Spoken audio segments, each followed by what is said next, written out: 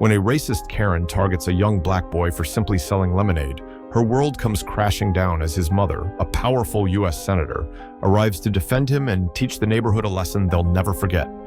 If you want to hear more stories like this, hit subscribe and like. It means the world to me. In a quiet, suburban neighborhood where the streets are lined with neatly trimmed lawns and the sound of children's laughter fills the air, a young boy named Marcus decided to take his first step toward a big dream. Armed with nothing more than a homemade sign and his mom's secret lemonade recipe, Marcus set up his stand on the corner of the street, hoping to raise money for a robotics camp he had been dreaming of for months. For Marcus, this wasn't just a lemonade stand. It was a symbol of his ambition, a way to prove that hard work and determination could bring him closer to his goals. With each cup he sold, he imagined himself learning to build robots, programming them to move and solve problems. The idea filled him with hope, and his excitement was contagious. Neighbors stopped by to support him, offering kind words and encouragement. But as heartwarming as this scene should have been, not everyone saw it that way. Across the street, a woman named Karen watched the young boy with a sharp glare. Karen wasn't just any neighbor. She was known for her self-appointed role as the enforcer of the neighborhood rules. If something didn't sit right with her, whether it was a slightly overgrown lawn or kids playing too loudly, she wouldn't hesitate to step in. And now, her attention was fixed on Marcus. Karen's mind was racing with questions. Was this allowed? Did he have permission? To her, this wasn't a moment of innocence and ambition. It was an offense to the rules she held dear, rules she had no problem bending to suit her own bias. Little did Karen know, this wasn't just any lemonade stand. Unbeknownst to her, Marcus's mother was no ordinary parent. Angela Reed was a senator, a fierce advocate for justice and equality, and a woman who had spent her career fighting against the very prejudices Karen was about to put on full display. What started as a simple afternoon for Marcus would soon become a defining moment for the neighborhood, and a lesson Karen would never forget.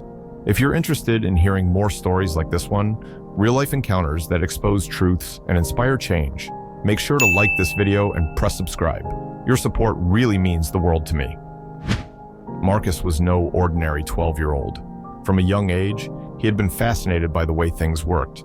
Whether it was dismantling an old alarm clock or piecing together a toy car, his curiosity seemed boundless. For Marcus, learning wasn't just something he did in school, it was a way of life. When Marcus discovered a summer robotics camp that promised to teach kids how to design and program robots, he was thrilled. This camp wasn't just another summer activity, it was an opportunity to dive into the world he dreamed of one day being a part of. But Marcus's mom, Angela Reed, saw this as more than just a camp. She saw it as a teaching moment. Angela wasn't just any mom, she was a U.S. senator. She knew how important it was to equip Marcus with not only the tools to succeed, but also the values to appreciate that success. When Marcus excitedly told her about the camp, Angela didn't just agree to pay for it outright. Instead, she challenged him. "I think that's a great idea," she said, smiling, "but how about we make this a project? Why don't you come up with a way to earn part of the money yourself? It'll make going to the camp feel even more rewarding." Marcus didn't hesitate. Inspired by her words, he came up with the idea for a lemonade stand.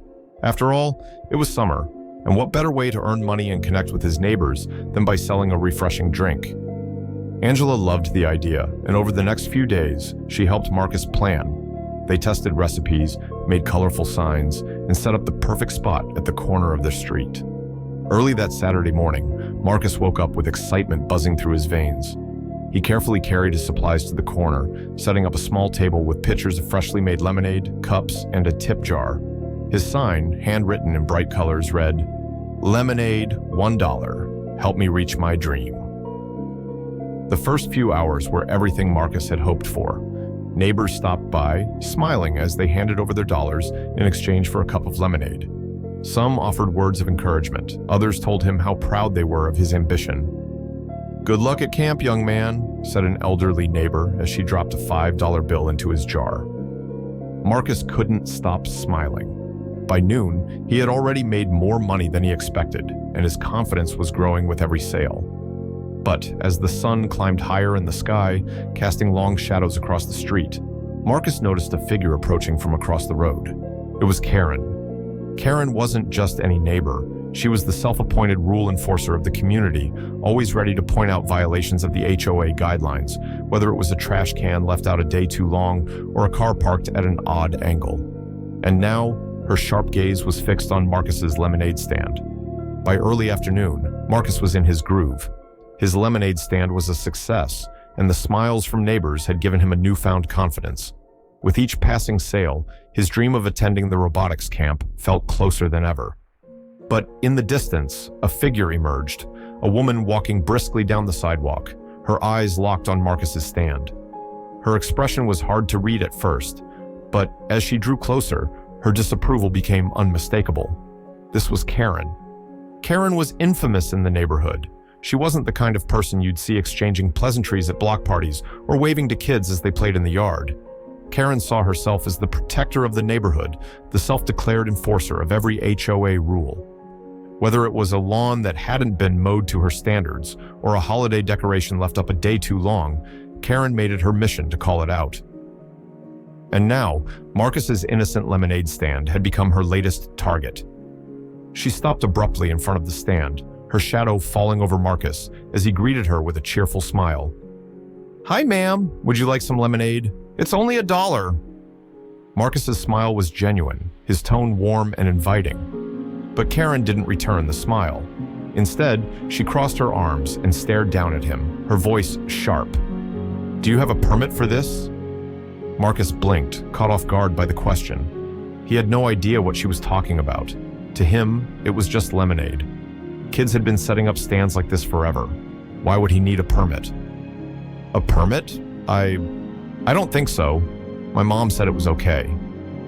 "Well, your mom isn't in charge of this neighborhood.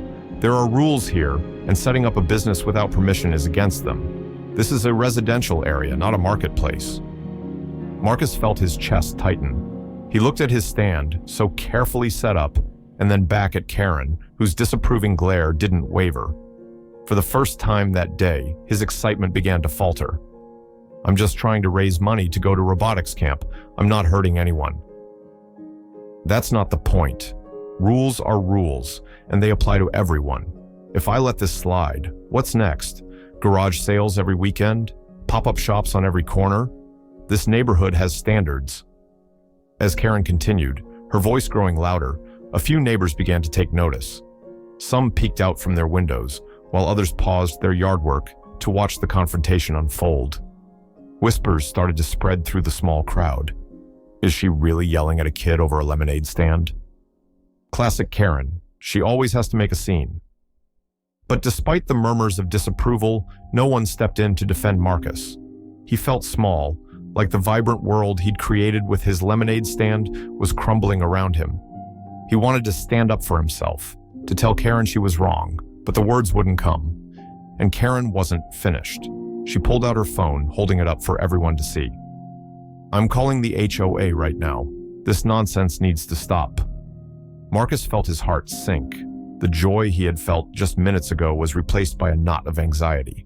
He wanted to call his mom, to ask her what to do, but before he could move, the sound of tires crunching against the pavement caught his attention. A sleek black car pulled up to the curb, its engine humming softly. The driver's door opened, and out stepped a woman who radiated authority and poise. Marcus's mom, Angela Reed, had arrived. The sound of the car pulling up was like a lifeline for Marcus. His mom, Angela Reed, had always been his biggest supporter, and seeing her now gave him a spark of hope. She stepped out of the car with a calm confidence, her sharp blazer and polished demeanor immediately commanding attention. Angela wasn't just any mom. She was a U.S. senator, a leader who had spent her career advocating for fairness and justice. But today, she wasn't here as a senator. She was here as a mother. "Marcus, is everything okay?" Her voice was steady but carried an undertone of concern. Marcus hesitated, unsure of how to explain what had just happened. Karen, however, didn't miss a beat. "Everything is fine. I was just explaining to your son that he can't set up a business here without the proper permits. There are rules in this neighborhood, and we all have to follow them." Angela turned to face Karen, her expression unreadable. She glanced at the lemonade stand, then back at Karen, her gaze steady. "Rules? Are you saying my son is breaking some sort of law by selling lemonade?" It's not about the law. It's about HOA guidelines. We can't have people setting up stands like this. It's disruptive to the neighborhood. Angela raised an eyebrow, her tone remaining calm but firm. Disruptive? My son is 12 years old. He's trying to earn money for a robotics camp by selling lemonade. How exactly is that disruptive? It sets a precedent. If we let this slide, what's next? Yard sales every weekend? Pop-up shops? The neighborhood needs to maintain its standards. The crowd of neighbors, which had grown larger by now, started to murmur. Angela could hear the whispers around her. Seriously? She's comparing a lemonade stand to a full-blown business? She's just looking for something to complain about. Typical Karen.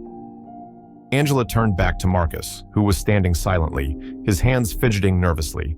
She knelt down to his level, placing a reassuring hand on his shoulder.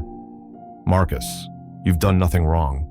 I'm proud of you for working so hard and for staying respectful, even when faced with unfairness. Then Angela stood up, her voice carrying a quiet authority as she addressed Karen once more. Let me make something clear. My son is not breaking any laws or causing any harm. If you believe otherwise, I suggest you show me exactly where in the HOA guidelines it states that a child can't sell lemonade. Karen faltered, her confidence wavering. She hadn't expected Angela to challenge her so directly. It's not written down explicitly, but it's implied. These rules exist to protect the integrity of the neighborhood. Implied? Karen, if the rules aren't explicit, then perhaps you're interpreting them to suit your own preferences. And if that's the case, I'd say the integrity of this neighborhood is at greater risk from hostility than from a child's lemonade stand. The murmurs in the crowd grew louder. Some neighbors nodded in agreement, while others whispered to each other, their disdain for Karen becoming increasingly evident. She's making a fool of herself. Good for Angela for standing up to her. Karen's face turned red, but she refused to back down entirely. I just want to make sure the rules are being followed. It's not personal. Not personal? Karen, you've publicly berated my son and threatened to call the HOA over a lemonade stand. If that's not personal, then what is it? For a moment, Karen was silent, clearly struggling to find a response. Angela didn't wait for one. She turned to the crowd, her voice steady and resolute. Let me ask all of you, how many of you have seen kids selling lemonade before? How many of you think this is a problem worth arguing about? A few hands went up, but not in agreement with Karen. Instead, neighbors began to speak out, voicing their support for Marcus. Kids have been selling lemonade for decades. There's nothing wrong with it. If anything, it teaches them good values. Exactly. Marcus isn't bothering anyone. If anything, he's brightening up the neighborhood. Karen looked around, realizing that she no longer had the support of the crowd. Her usual tactics of intimidation and authority had backfired spectacularly. Angela, however, wasn't finished. Marcus is staying right here, and his lemonade stand is staying open. If you have a real complaint, feel free to bring it to the proper channels. But let me warn you, be prepared to explain to everyone why you decided to single out a 12-year-old boy for trying to reach his dreams. The crowd erupted into applause. Karen, clearly outmatched, mumbled something under her breath before turning on her heel and walking away. For Marcus, the moment was a turning point, not just in his day, but in his life. He had seen his mom stand up for him with strength and dignity, and he had seen the power of a community coming together to support what was right. The crowd watched in silence as Karen stormed off, her shoulders tense and her face flushed with embarrassment. The once tense atmosphere began to lighten, replaced with quiet murmurs of approval and the occasional clap from a supportive neighbor. One by one, people began stepping forward, not toward Karen, but toward Marcus. An older man with a kind smile reached into his pocket, pulling out a crisp $20 bill. He placed it on the table and said, "Young man, you keep working hard. This camp is going to be the start of something great for you." A woman carrying a toddler on her hip nodded in agreement. "You're doing something amazing. Don't let anyone like her discourage you." She dropped another bill into the jar, smiling warmly. The tip jar, which had been modestly full earlier, quickly became stuffed with cash. Neighbors who hadn't stopped earlier in the day now lined up, not just to buy lemonade, but to show their support for Marcus and his mom. Each kind word, each encouraging gesture, filled Marcus with a renewed sense of confidence. Angela, watching the scene unfold, felt a deep sense of pride. Her son had faced something difficult that day, but he had stood his ground. As more neighbors joined in, she took a moment to kneel beside him. You see what happens when you stay true to yourself? People will always try to tear you down, Marcus, but when you have the truth on your side and the courage to stand up, you'll find that others will stand with you. Marcus nodded, his eyes shining with gratitude. Thanks, Mom. I was scared at first, but I'm glad you came, and I'm glad they care. Angela looked up at the growing group of neighbors, all of them united in their support. This is what community is supposed to look like. Never forget that. The lemonade stand stayed open for the rest of the afternoon, and by the end of the day, Marcus had not only met, but surpassed his goal for the robotics camp. The experience left an indelible mark on him, one that he would carry for the rest of his life. As the sun began to set and the last neighbors said their goodbyes, Angela helped Marcus pack up his stand. Before they left, Marcus turned to his mom. I think I learned something more important than just how to earn money today. Angela smiled. And what's that? That standing up for what's right can change more than just your day. It can change how people think too. Angela wrapped an arm around him. You're absolutely right, and I hope you never stop standing up for what's right, no matter what challenges come your way. As they walked back to the car, the empty lemonade pitchers and sign in tow, the once tense neighborhood felt a little warmer, a little more united. For Marcus, the day wasn't just about selling lemonade. It was about discovering the power of resilience, community, and standing up against injustice. And for Angela, it was a reminder of why she fought so hard for those same values every day. The following morning, the neighborhood was buzzing.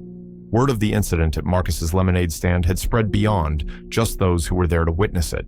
Stories were exchanged on social media, and neighbors who hadn't stopped by the day before were now reaching out to express their support.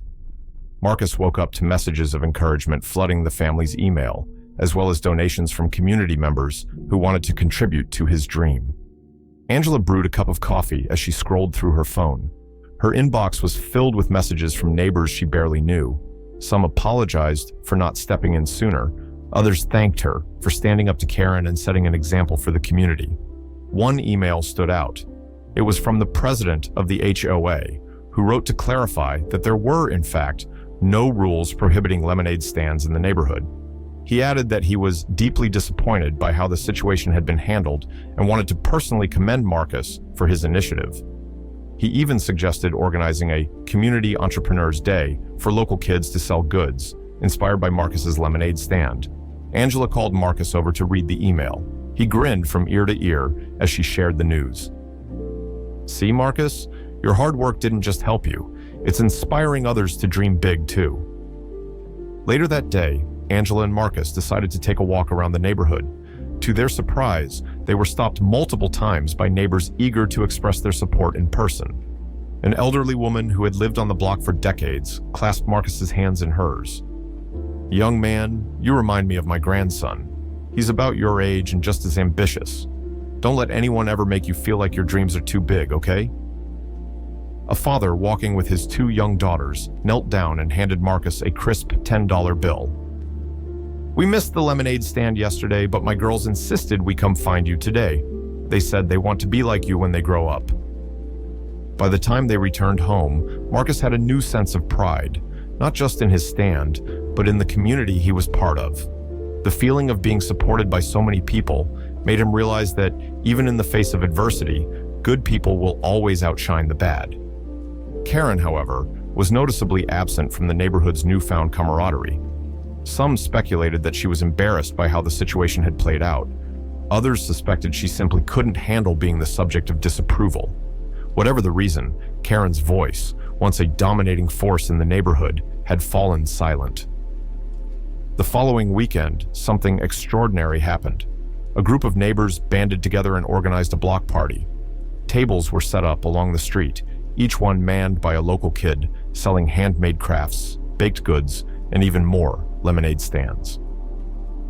Angela and Marcus walked through the lively scene, amazed at how a single act of defiance had sparked such a movement.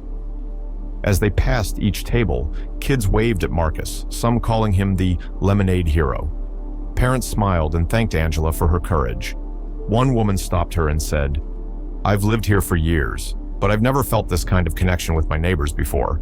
You and Marcus changed that." By the end of the day, Marcus had been invited to share his story at the local community center where a panel of young entrepreneurs was being organized. Angela couldn't help but beam with pride as she watched her son speak confidently to an audience about the challenges he faced and the lessons he learned. The robotics camp Marcus had worked so hard to attend turned out to be everything he dreamed it would be. He excelled in the program, earning the admiration of his peers and instructors. But more importantly, he carried with him the lessons of that summer day, the power of resilience, the importance of community, and the value of standing up for what's right. Years later, as Marcus reflected on that day, he realized it had shaped more than just his summer. It had shaped his character, his ambitions, and his understanding of the world. And for Angela, it was a reminder of why she fought so hard in her career, not just for her family, but for every family trying to overcome challenges and create a better future. As Marcus stepped onto the stage at a robotics competition years later, holding the award for Best Innovation, he thought back to that lemonade stand and the people who had stood by him. The memory brought a smile to his face, a reminder that even the smallest actions can have the biggest ripple effects. The incident at Marcus's lemonade stand became a spark that reignited a long simmering conversation in the neighborhood about prejudice and bias.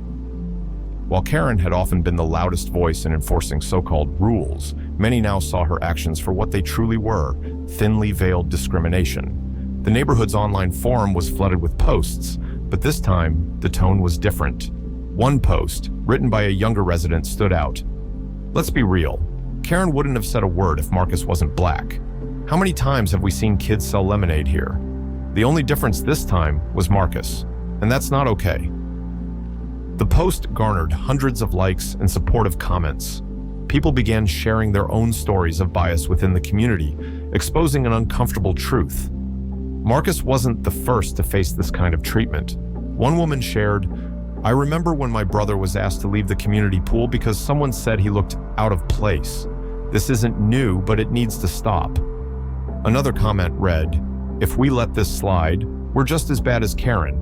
This neighborhood should be better than this." For Karen, the backlash was swift and harsh.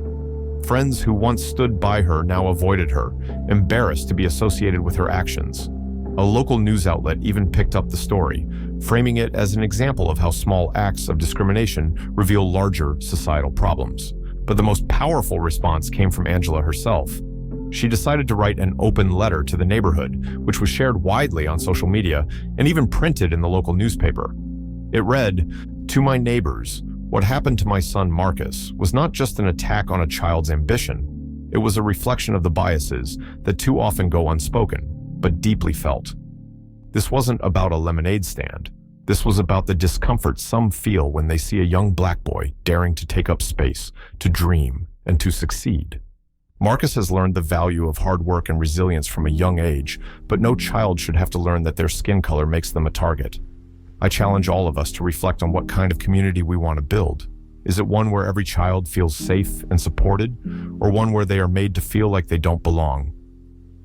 Change doesn't happen overnight, but it begins with honesty and accountability. Let's start there. Sincerely, Angela Reed." The letter struck a chord, not just in the neighborhood, but beyond. People shared it widely, praising Angela for her courage and eloquence.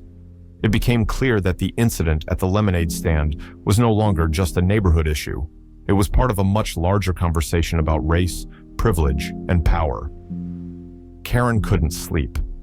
For days, she had been seething, consumed by what she perceived as the ultimate betrayal of her community. How could the neighborhood she had spent years protecting turn against her so easily? How could Angela, that self-righteous senator, make her feel like the villain?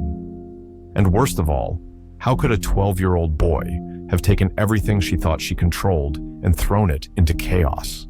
Late at night, she sat in her dimly lit kitchen, scrolling through the neighborhood forum on her laptop.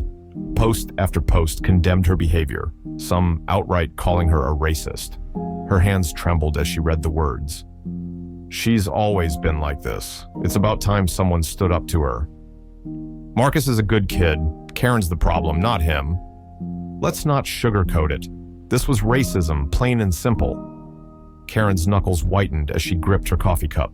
They don't understand, she muttered. I was just enforcing the rules. It's not about race. It never was. But deep down, Karen knew the truth, and that truth terrified her. By the third sleepless night, Karen's indignation turned into a cold, calculated rage. She felt humiliated, powerless, and desperate to reclaim her standing in the neighborhood. If the community wanted to paint her as a villain, she thought bitterly, she would become one. They wouldn't know what hit them. Karen began plotting.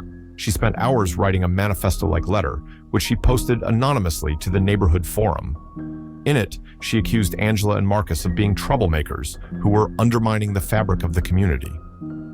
They may have fooled you with their charm, she wrote, but ask yourselves, do people like them really belong here? Do they share our values, our traditions, or are they here to tear them down? The post didn't have the effect she hoped for.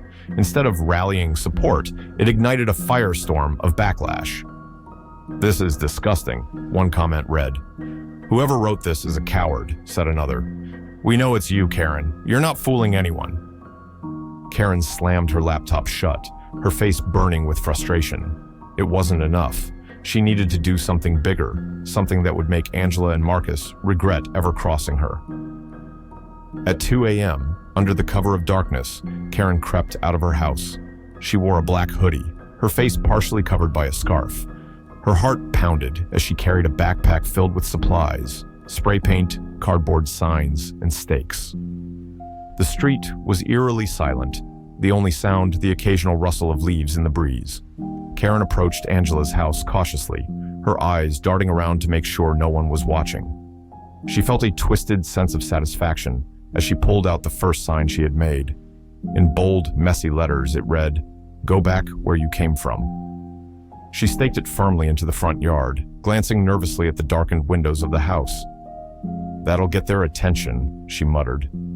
Karen wasn't done. She pulled out more signs, each one more hateful than the last. Keep your kind out of our neighborhood, you don't belong here, and stay in your place. One by one, she lined them up along the front lawn, making sure they were clearly visible from the street. As she worked, her anger grew. This wasn't just about Angela and Marcus anymore. To Karen, this was about reclaiming what she believed was hers. Control over the neighborhood, control over her image, and control over who belonged. For her final act, Karen pulled out the spray paint.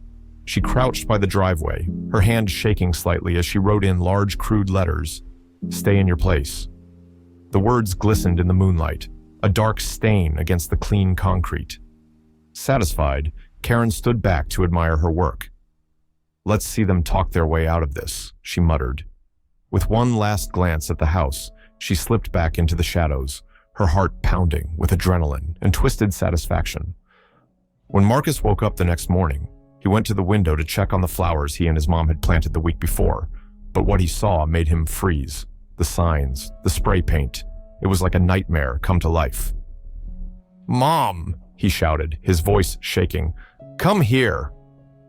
Angela rushed into the room, alarmed by the panic in his voice. When she saw the hateful messages defacing their yard, her breath caught in her throat. She immediately wrapped her arms around Marcus, shielding him as much as she could from the sight. "It's going to be okay," she whispered, though her own heart was pounding. "We'll handle this."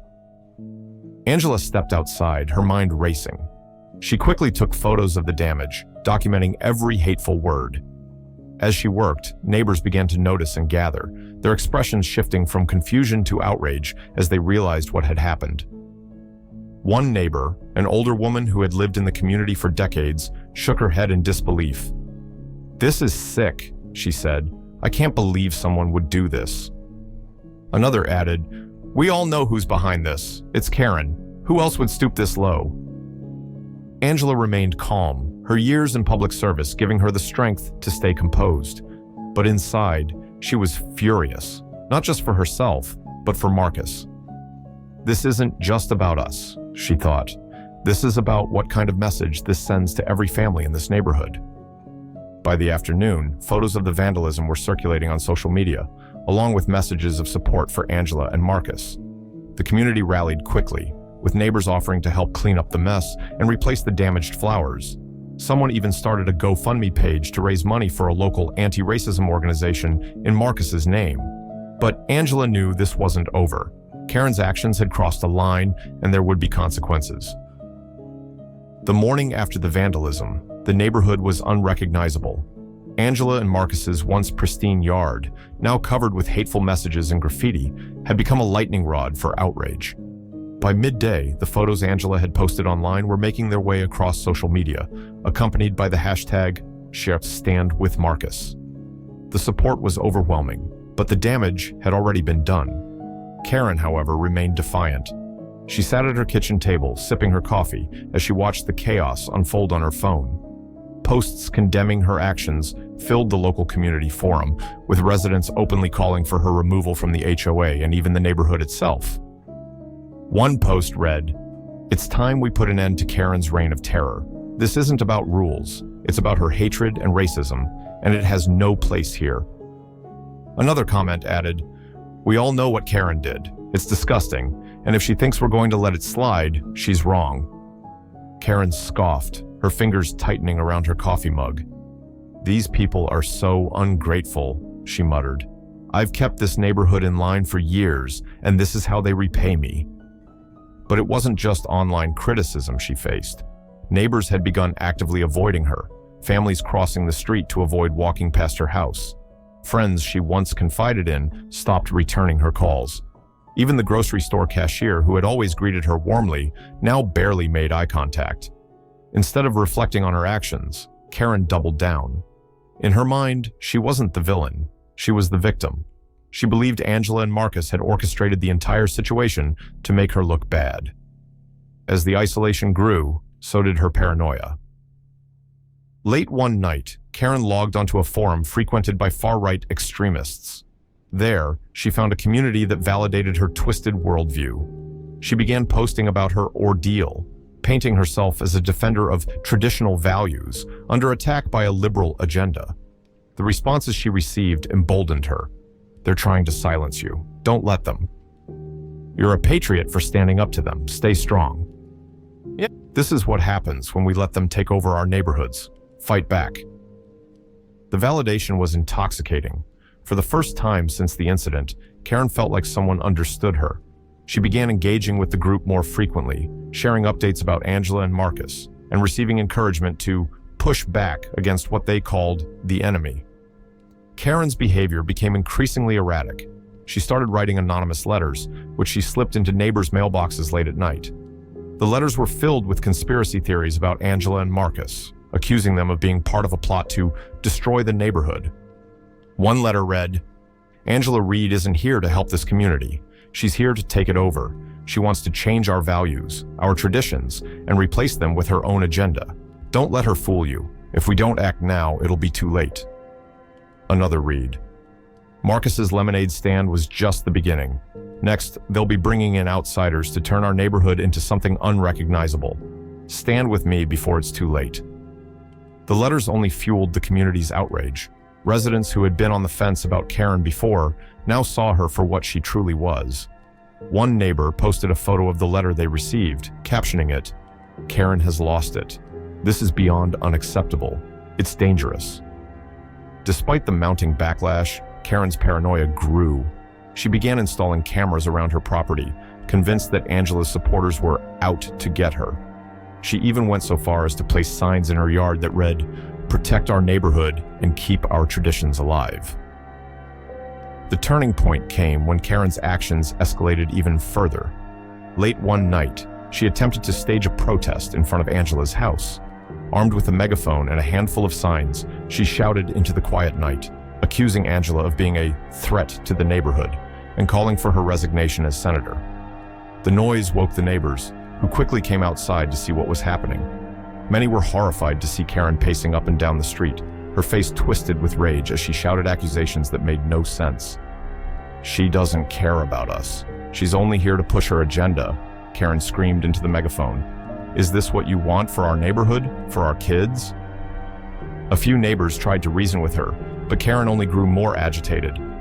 "You're all blind," she yelled. "You've let her manipulate you. You don't see what's really happening." Someone called the police, and when officers arrived, Karen refused to leave. She shouted at them, accusing them of being in on it. Eventually, they escorted her back to her house, warning her that any further disturbances would result in legal action. The next day, the neighborhood held an emergency meeting. It was clear to everyone that Karen's behavior had crossed a line, not just into racism, but into outright extremism. Residents demanded action, and the HOA voted unanimously to revoke Karen's membership. One neighbor stood up during the meeting, addressing the group with tears in her eyes. "My family moved here because we thought this was a safe place to raise our kids," she said. "But what Karen did to Marcus, it's made me question everything. We can't let this hate go unchecked." Another added, "This isn't just about Karen. It's about what kind of community we want to be. Do we want to be the kind of place where someone like her gets to dictate what's right and wrong, or do we want to be better than that?" The meeting ended with a powerful resolution. Karen would no longer be allowed to participate in HOA meetings, and her property would be placed under scrutiny for any violations. But more importantly, the community committed to taking steps to ensure something like this would never happen again. They organized workshops on inclusivity and began planning events that celebrated the diversity of their neighborhood. As the weeks went on, Karen's isolation deepened. Her house, once the most well-kept on the block, became an eyesore. The yard was overgrown, the paint on the shutters faded. Her once pristine car sat unused in the driveway, gathering dust. Inside, Karen's world had shrunk to the size of her living room. She spent her days glued to her computer, scrolling through forums that fed her delusions. The community she had once controlled now viewed her as an outcast, and she had no one left to turn to. But the final blow came when her actions caught the attention of the media. A local news station ran a story on Angela and Marcus, highlighting their resilience in the face of hate. The segment included interviews with neighbors who spoke out against Karen, calling her behavior toxic and a stain on the community. The story spread quickly, reaching national outlets. Karen's name became synonymous with extremism and hate. Her employer, unable to ignore the controversy, terminated her position, citing a violation of their values. Even her extended family cut ties, embarrassed by her actions. By the end of it all, Karen was left with nothing. Her house, once her sanctuary, became a prison. She spent her days looking out the window, watching as the neighborhood she once ruled thrived without her. The vibrant mural on Angela's fence served as a constant reminder of her defeat, a symbol of hope and unity that stood in stark contrast to her isolation. Hateful graffiti on Angela and Marcus's home was gone, scrubbed clean by a group of neighbors who refused to let Karen's actions define their community. In its place were vibrant flowers, freshly replanted by Angela and Marcus, along with a group of neighbors who had come to lend a hand. But the true centerpiece of the home was the mural, a bold, colorful image of Marcus holding a cup of lemonade, with the words "Dream Big" painted above him. It had quickly become a symbol of the neighborhood's newfound unity. People walked by daily to admire the mural, often stopping to talk with Angela or Marcus. For many, it was a chance to express gratitude or regret. One elderly neighbor approached Angela with tears in her eyes. "I'm ashamed to admit it," she said, "but when Karen first started yelling at Marcus, I didn't do anything. I told myself it wasn't my business. But seeing how strong you've been, I realize now that silence only makes things worse. I'm sorry for not standing up sooner." Angela placed a reassuring hand on her shoulder. "It's never too late to start doing the right thing," she said. "What matters is what we do from here." Angela's words reflected her approach to the situation. While the vandalism had shaken her deeply, she was determined to turn the pain into progress. The scars Karen had left on their home and their hearts wouldn't heal overnight, but Angela believed they could be the catalyst for something better. The neighborhood began taking its first steps toward healing.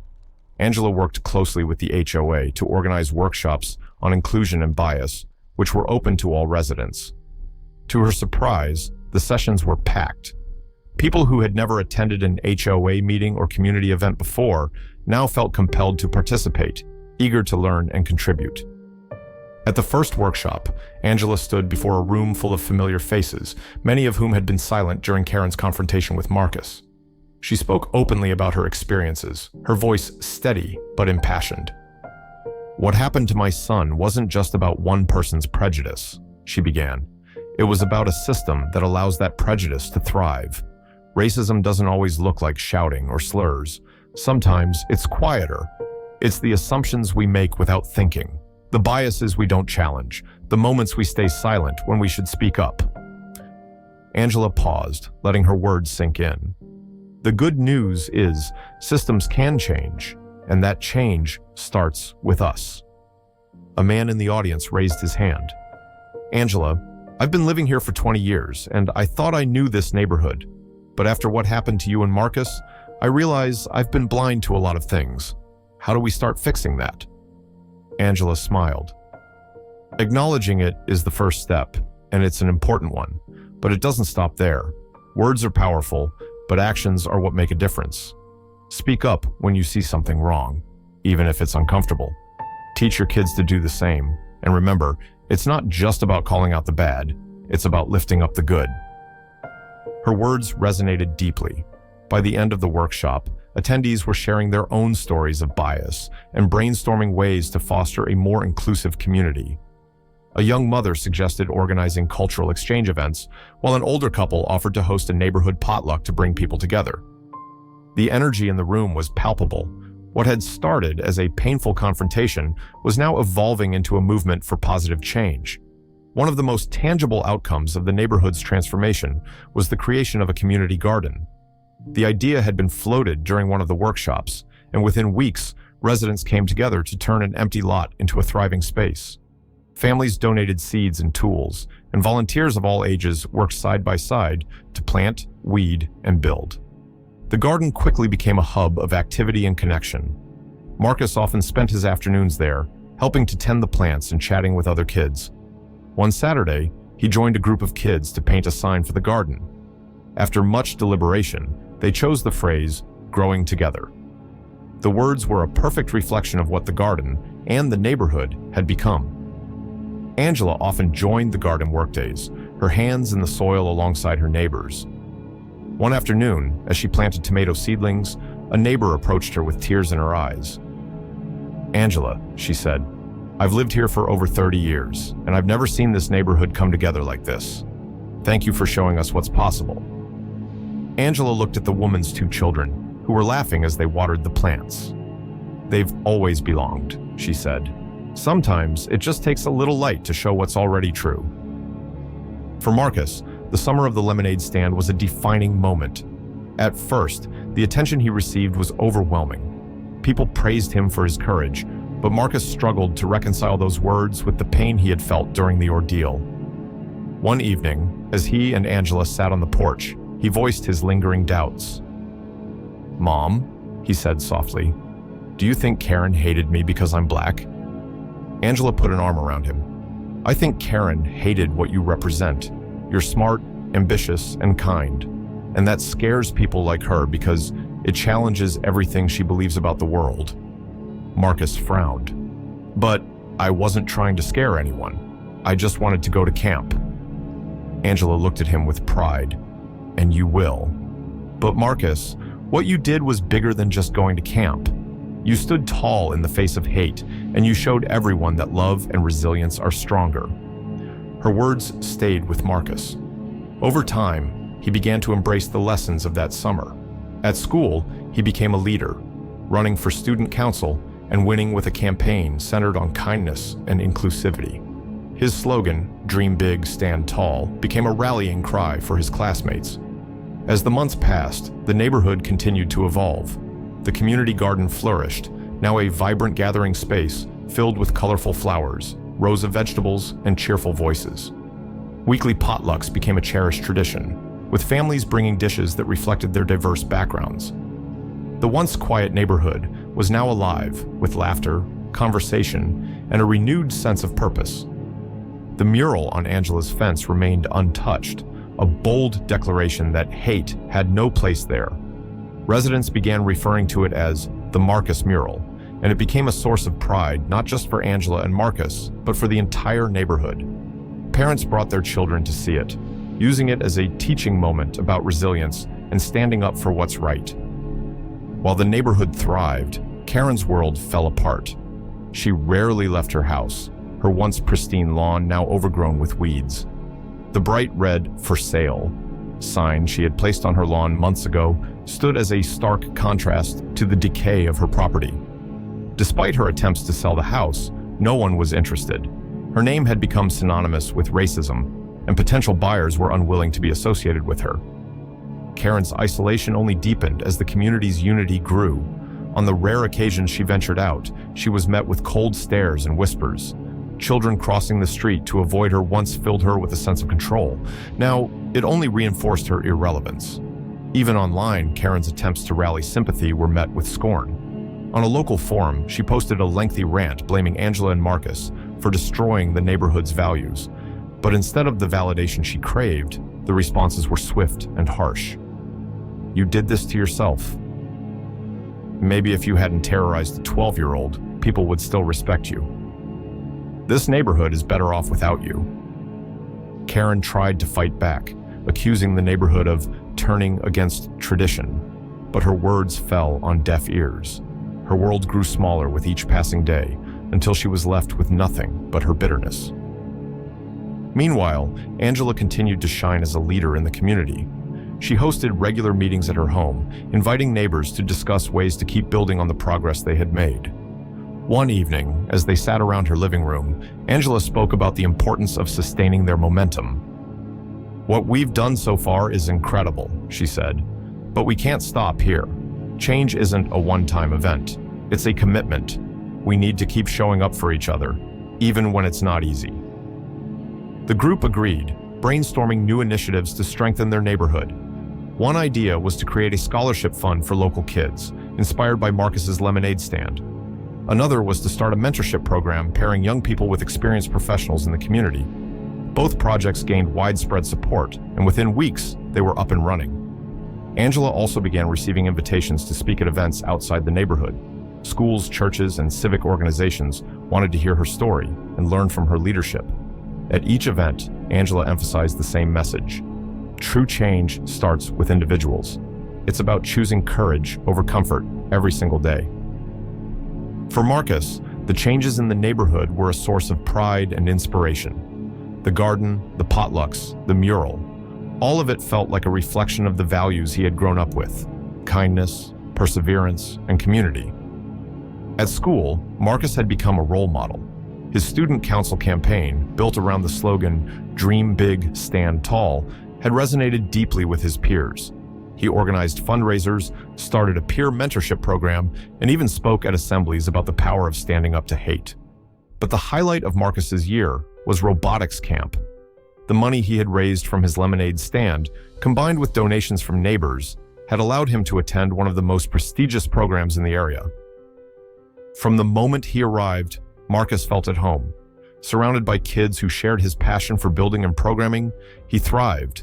By the end of the camp, Marcus and his team had created a robot capable of sorting objects by color and size. During the final showcase, he stood confidently on stage, explaining their design to a panel of judges. Angela sat in the audience, her heart swelling with pride as she watched her son command the room.